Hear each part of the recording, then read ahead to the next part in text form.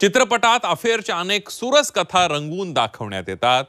पडद्यावर करमणूक म्हणून आपण ते पाहतो आणि विसरून जातो। मात्र चित्रपटात घडणारी घटना प्रत्यक्षात नाशिकमध्ये समोर आली आहे। त्याचं झालं असं की मुलाचं लग्न जमवण्यासाठी गेलेल्या बापानं त्याच मुलीशी लग्न केलंय। काय आहे रिअल पडद्यावरील घटना, बघूया त्याबद्दलचा रिपोर्ट। नाशिकच्या सिडको भागात विमनस्क अवस्थेत फिरणारा हा तरुण पहा। या तरुणाला मोठा मानसिक आघात झालाय।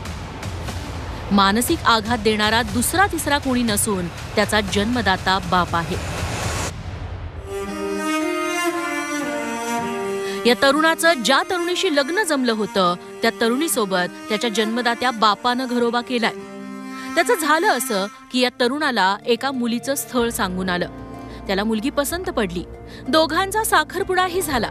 दरम्यानच्या काळात त्याच्या होणाऱ्या बायकोशी त्याच्या वडिलांचं सूत जुळलं।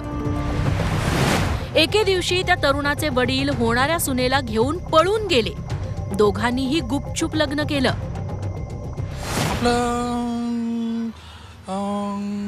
जेवणाच्या भावना राहतात, जेवणाच्या भावना आणि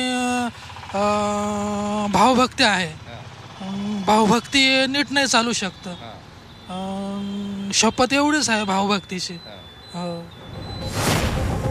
घडलेल्या प्रसंगानं युवकाला प्रचंड मानसिक धक्का बसलाय। वडिलांच्या या वर्तनामुळे त्याचं जगणंच अर्थहीन झालंय।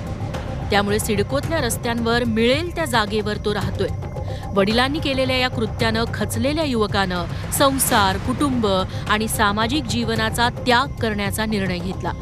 आजही तो तरुण सिडको परिसरात एकांतात दिसून येतो। त्याच्या या स्थितीबद्दल लोकांमध्ये सहानुभूती आहे। कशानं येडं झालं ते काही सांगता येणार नाही, पण झालं ते डोक्यातूनच गेला तेव्हापासून। नाही तर चांगला मुलगा होता, चांगला मुलगा हो। आता सुद्धा चांगलाच येतो, कोण्या बाईकडे पाहत नाही, काय नाही त्याच्यात तल्लीन राहतो। त्यांची घरवाली वारल्यानंतर त्यांनी दुसरं लग्न केलं, तर त्या व्यक्तीला लग्न करण्याची गरज नव्हती।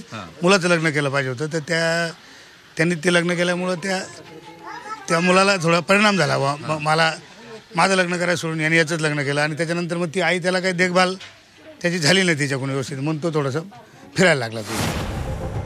वडिलांनाच मुलाची होणारी बायको पळवून नेल्याच्या या घटनेनं नात्यामधील विश्वास, स्वार्थ आणि नातेसंबंधांच्या मूलभूत तत्वांवर मोठा आघात केलाय।